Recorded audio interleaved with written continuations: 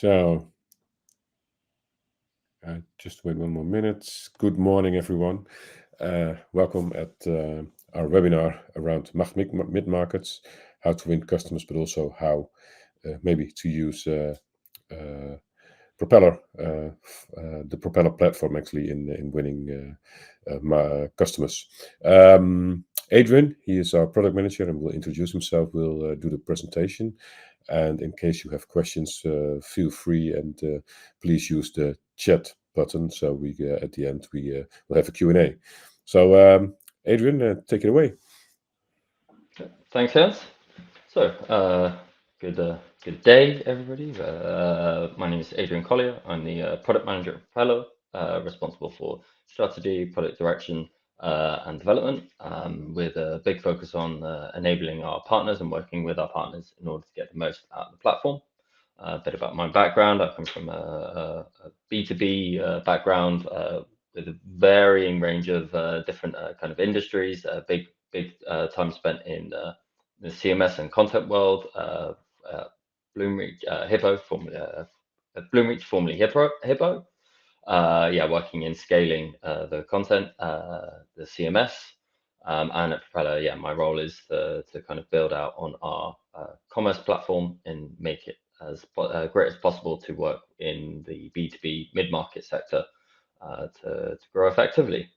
Enough of my awkward introduction. I'll get on with the presentation. So today we're going to talk through the MACH world, and particularly MACH mid-market, where there's a bit of a gap we see in the market. So main focus is talking with partners, but also potentially end customers are might be interested in understanding kind of what is this, what are we defining it as, and how do we see solutions and winning this market working in practice. Quite simply, I'll go through what is MACH, then what is mid-market, or at least what we see mid-market as, what is Propeller, and then I'll tie them all together at the end. So MACH is it's an architectural pattern. So it stands for microservices, API first, cloud native, and headless. So microservices are technical API services that are separated functionality based around functions and processes. So this allows a platform, particularly platforms, to be able to run in a more independent and disconnected fashion. So microservices typically focus around a single use case or a single data sets, whether that's products, customers, users, orders, all of these kinds of things in the commerce world. And the microservice then is an independent product that works cooperatively with the other microservices in order to deliver a full set of functionality to end users. They interact together using APIs, which is where API first starts to come in. But API first is really the terminology we use in MACH to describe platforms that actually don't just provide APIs, but actually are driven through APIs. So the platform needs to not just have an API available, but the way that the platform works, the way that microservices are connected together, the way that you interact with the underlying data should be through the APIs directly and primarily. It's also cloud native, so this means that it's running in the cloud. A lot of cloud technology now also allows it to be very much independent and decoupled from the cloud architecture that's running in behind the scenes. So you can typically take MACH solutions and run them in most or any different cloud providers. A lot of this is focused around containerization, where you're running something like Docker and orchestrated something like Kubernetes that will basically allow you then to scale up and scale your platforms according to your need without needing to buy physical resources. So really the cloud provides that scaling aspect of MACH solutions. And headless is a very key part of this. So headless really means that the front end and the back end are disconnected. They're often served by all the different microservices, but the front end being the part that the customers are interacting with is then focused and optimized for the use case that's being delivered to, so whatever that user needs to do. And then through connection with the API, the backend can then manage the data, manage the underlying platform, and by this loosely coupling of the front and back end, you can have a scalable platform which you can also evolve and modify over time. So you can replace your front end, you can replace your back end, and by the headless approach really gives you a lot of control. And so MACH as a concept is really a setup that is aimed at delivering to organizations the kind of platforms that will work for them in the short term and grow with them over the longer term. We'll come back to MACH shortly, but so we have mid-market. So what is the mid-market? There's a lot of different definitions. I think you could say it's revenue based, so there could be 10 to 100 million revenue, or maybe even a bit bigger, depending on the kind of scales. You could do it on the employee number size. Often I see quoted 500 to 1,000 employees. I've recently seen also that maybe this has a middle management layer or an extra layer in your organization, which starts to focus on different things. But I think the big although somewhat abstract scale is it's no longer a small business, but it's not yet reached that enterprise scale. And so that middle ground where you're starting to turn into an enterprise, but you're not quite there yet. And there are lots of kind of factors that play out here. So typically mid-market organizations have smaller budgets. They can't do all the big things that enterprise wants to do or can do. They need a fast time to live rather than long implementation projects. The concept of good is often good enough. So not all solutions need to be fully bespoke and customized.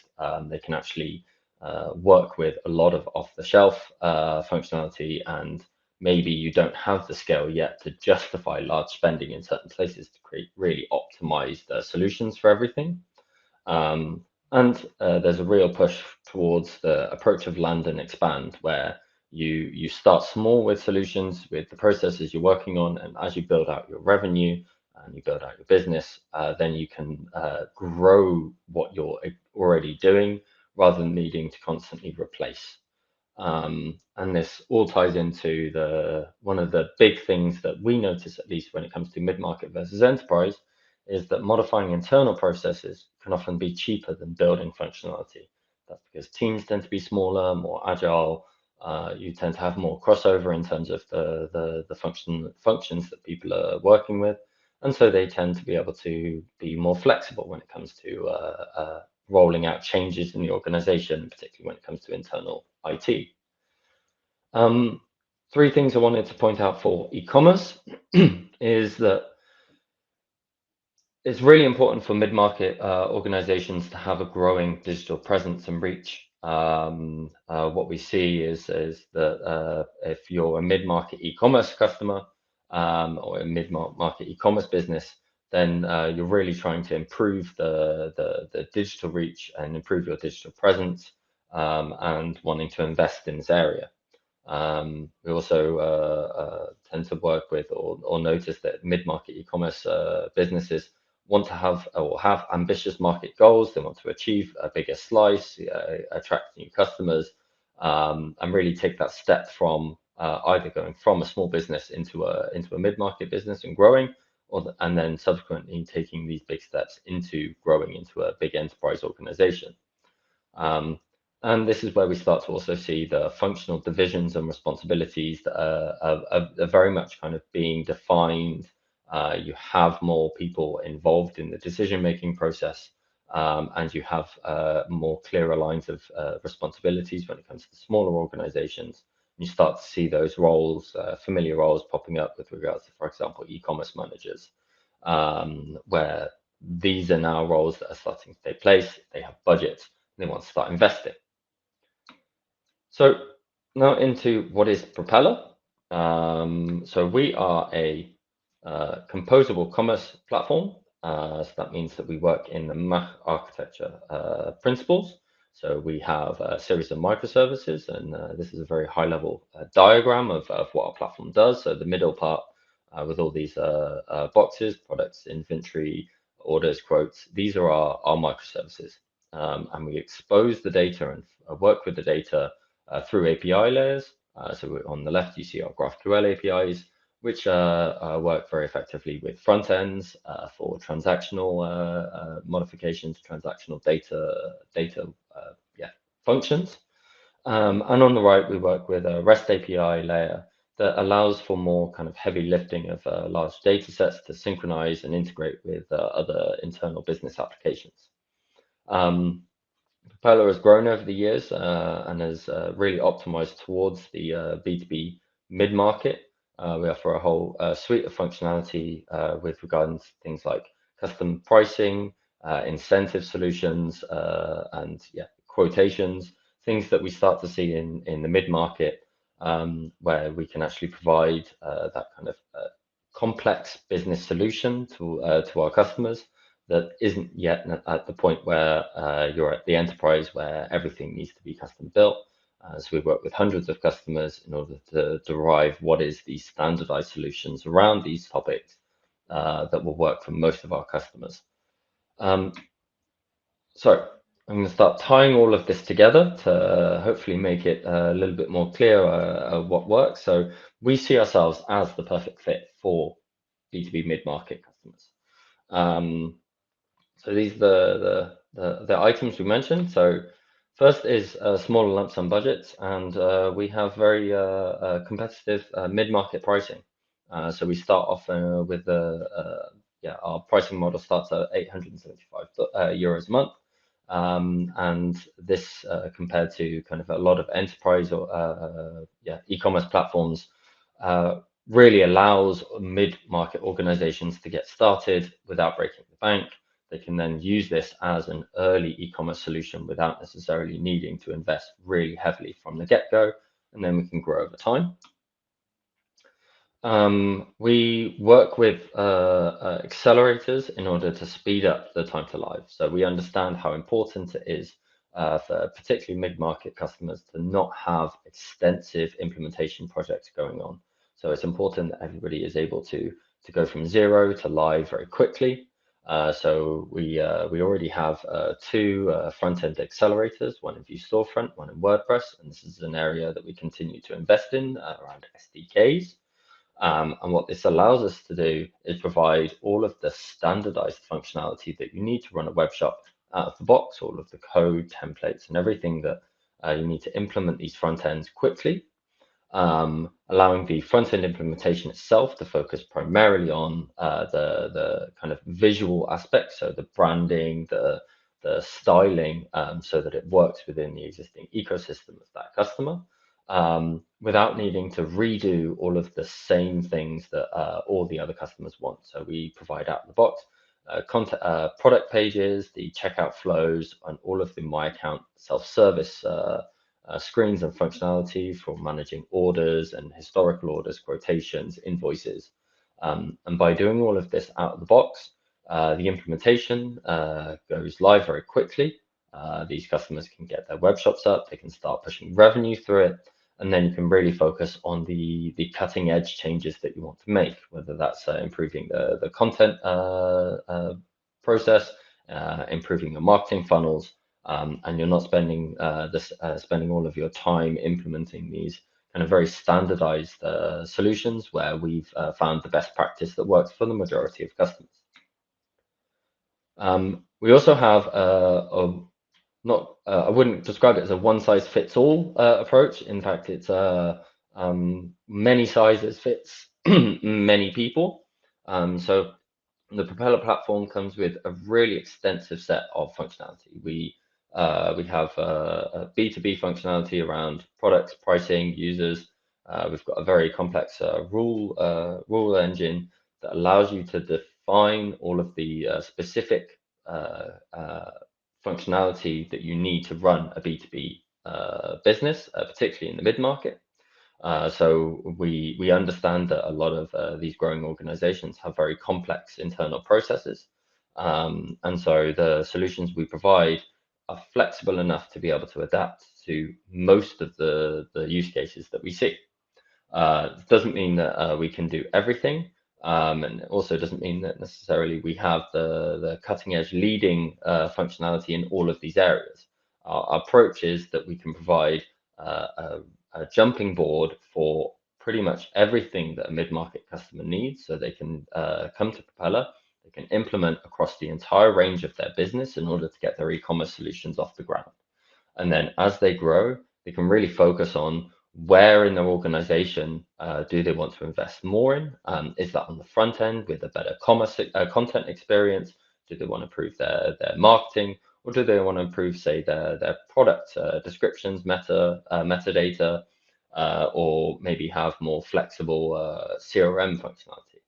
And then over time, what we see very often is our customers can replace or complement the existing functionality that we provide with external solutions to be able to grow over time. And these organizations then, this growth over time, this complementing by integrations, we see very often in the market by integrating with, say, ERPs, suppliers, PIM or CRM solutions. So by taking the data from external applications and running it through Propeller, you can add your own functionality, you can grow your business in a way that is optimized towards yourselves and towards your customers without needing to make complete overhauls. And Propeller's been built with the idea that not all of the data that is driven through the platform is coming from Propeller itself. A good example is our PIM. Our PIM has a full product editing capabilities. You can create products, you can enhance them, you can add images, you can modify those images, but it's also fully optimized and capable of managing product data that has come from an external source or enriched through an external source. So as a result, what you can do is you can actually roll out over time. A great way to kind of scale out the product offering by having the data and the content coming from an external source over time, and then replacing what you have. Now this can happen across the entire range of the Propeller platform, and what you end up with over time then is a platform that's fully customized to your needs, but you haven't had to implement everything all in one go, and you're also only spending time and money on the things that really are the unique parts of your business compared to other businesses. One area that we do invest heavily in is the concept of a digital sales room. So a digital sales room is a term that's coined by Gartner, and this is really bringing together the end customers, the users of a B2B organization, and the employees of the commerce management team, and allowing you to have seamless interaction and communication when it comes to the sales and growth processes. So what we've built is a mirrored sales portal and self-service portal. Sales portal is where you can create deals, you can create quotations, you can provide discounts. The sales team can work in a fully dedicated environment that has been built in order to optimize these solutions, to make it easy to create quotes on the go, and to work with customers in order to give them exactly the kinds of products and services that you want to deliver. That's been mapped through the use of our accelerators to the self-service portals, which we expose in the front end, so in your web shop. This allows for quotations to be going backwards and forwards between customers, allows order history or the invoice and discount information to be visible by the end customers without needing to then having to kind of do dual implementations, or without having to bring any of this offline. So where typically a lot of data was previously being sent, for example, over email with quotations sent in PDF, which were then approved, you have a long email chain. By bringing this all online and having a mirrored environment between the administration and the self-service side, what we can do is have that digital sales room where everybody's discussing the same thing. When everybody's happy, that can be then pushed through the digital pipeline into the order processing and handled in the same way that all other digital orders are. So you bring all of the offline world online to improve sales team effectiveness, to improve data quality, reporting. You empower both your sales team as well as your end customers in order to be able to help themselves and to work effectively in the digital tools. And ultimately, this provides a big boost in terms of an increased repeat conversion for your customers and improve long-term value of the relationship. Your sales team can focus on these high-value deals. Meanwhile, your customers can make repeat orders and replacement orders, spare parts, all of these kinds of things themselves without needing to always go through your sales team on the phone. And so you just optimize fully your end-to-end processes. Now, making these changes in your internal processes in order to adapt to tools like the sales portal is something that mid-market organizations tend to be very good at. You can make small changes in the way that you're working without needing to completely change your organization. And so move to something that is a standardized solution like the Propeller sales portal and make the most out of it when it comes to delivering these services to your customers. What we see here is actually the kind of combined view. So on the left-hand side, you see the WordPress accelerator page where you get to see a quote, and on the right, the same quote being visualized in our internal sales tool, where the discount is applied and all of the terms and conditions are set by the sales team. Propeller also has a fully modern UI. This is very much a kind of a latest and greatest. This is built in Angular and spans the entire back office. The full launch of this back office application will be in Q1 2024. And this really gives you all of the optimized functionality, the tools at your fingertips to be able to drive your digital experiences in an easy to use way that really is optimized towards the end user achieving their goals with one thing in mind. So this page, for example, is showing the simple way you can modify a product in detail, being able to change the images, change the description, without needing to spend too much time working with the raw data. You have something that is much more familiar to end users. We also have an extensive rule engine, and these rules then can allow you to kind of manage all of your data on scale. You can have scheduled rules. This rule, for example, allows you to set incentives. The specific rule gives you a cheapest item in your basket if you spend over 100 euros in the Netherlands. These rules are incredibly flexible, and by providing these kind of raw rules engine functionalities and user interfaces, you can really achieve all of the customized complex business functionalities and processes in Propeller that you would otherwise need to work in external platforms for.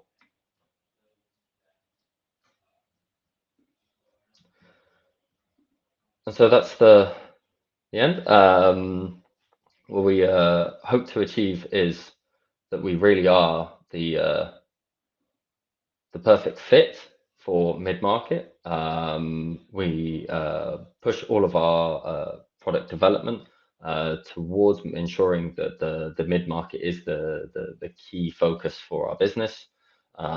We understand that a lot of enterprise organizations need very customized solutions. A lot of small businesses will need more generic solutions and tend to be one man or very few people working on a single place. The mid-market is that sweet spot in the middle, and so far what we've seen is many other solutions don't really fit the bill. They either are too much implementation on top, so too much customization, not enough out of the box, or they just don't have all the extensive functionality needed. B2B mid-market organizations tend to already have a huge amount of complexity they've built over time. And through Propeller, we can actually implement these, provide end commerce solutions without needing to always break the bank when it comes to custom implementations and customized options. So let's have a go to questions. Hey, Adrian, thanks. First of all, yeah, indeed, we have some questions. Some people join us a little bit later after the welcome, so even for these people, welcome. We have some questions from Jelmer. The digital sales room, you mentioned reordering is possible, also cross-upselling with related products. So, of course, the sales rep on behalf of the customer, I think that might be the question, because in the My Account environment, it's all, of course, possible, but in the sales portal, is that possible as well? Yes. So there's certain areas of the sales portal where we actually provide the full end catalog, so that you can see all of the products in the same way that your end customers can. The cross-selling of products, or at least the kind of relationships between products, is also part of the data model. So that's fully accessible via the sales portal as well as through the front end. So you really can, provide the same kind of services through the sales portal that you can achieve through your web shop as a browsing customer, and on the self-service portal in the same way. So it's very easy, for example, to find the accessories or replacement parts, which can be linked through cross-upsell, as well as the kind of the other products that you might want to include in bundles. All of these things are easy to find and try and connected together. Yeah, so on this one, we have on our roadmap next year, we have augmented commerce. I think that's the next level, maybe on this one. Maybe you can Yeah. have a tip of, can explain a little bit about that one as well, what's coming.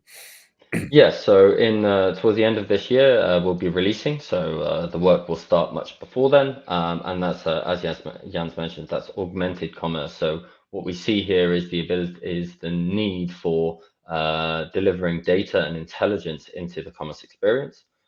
So this is obviously the simple solutions are things like being able to provide cross and upsell recommendations based on the buying history of these customers or other similar customers.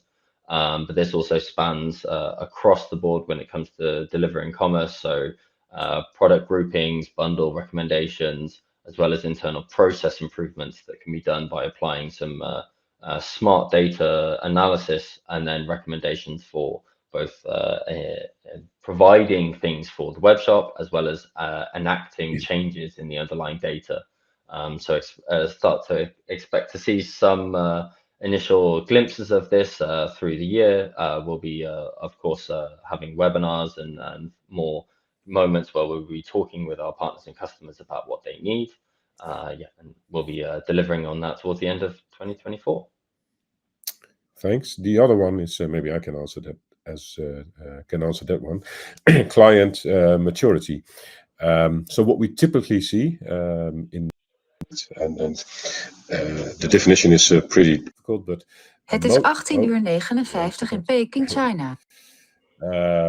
What we see most of the time is actually that the customer already has a commerce platform, but started, let's say, light, not with the complexity that B2B needs, especially around pricing, complex pricing, etc. So most of the time, it's the second platform, and they have much more demands on the platform than where they started with. So most of the time, it's going through a migration. However, we have also some large customers, and then we're talking about 100 million revenue customers. It's their first platform, but they want to start real good rather than going through the cycle with a light version of a commerce platform. They really want to start with a more advanced platform, and then they end up at Propeller as well. I don't know if you can add something to this one, Adrian. You see it as well. I think you speak with customers a lot as well. Yeah, no, absolutely. I think the only other kind of flavor that we sometimes see is organizations wanting to kind of standardize where they previously tried to go with a bespoke solution in some places, and seen that essentially the long-term value of, for example, bespoke everywhere doesn't always deliver for them. So, if you, for example, have a really customized PIN, if that works for you and can deliver value, if you have a very complex product catalog that requires that, and some organizations go through varying processes, stages in their development where they kind of invest heavily in some of these areas. So the only other flavor I think is the kind of simplification or standardization of their solutions towards something that they can live with for a longer period of time. So everything in that one box that they can then, grow their organization without adding a huge amount of architectural complexity. Yes, thank you. So let's say our customers are really from medium business to enterprise. Our largest customer is doing a few 100 million online, so we're quite elastic actually. Yeah, that's I think it. So there are no further questions, and the thing is, time's up as well. We wanted to do it in 30 minutes, 2 minutes over. So thanks everyone. The session is recorded, so we will send you maybe by the end of the day tomorrow the results, and hope to speak to you soon. Thanks, Adrian, as well. Bye bye. Thanks everybody. Bye.